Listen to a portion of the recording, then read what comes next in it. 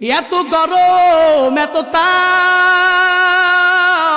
ওই সৌদি আরবের গরমের কথা প্রবাসী বান্দাদের জিগাইও, ওই বান্দারা বলতে পারবে সৌদি আরবের গরমের কি হালাত। তুমি তো জানো না, যেই বান্দা যেতে পারবে, যেই বান্দা যাবে, তারপরে সেই বান্দা বলতে পারবে।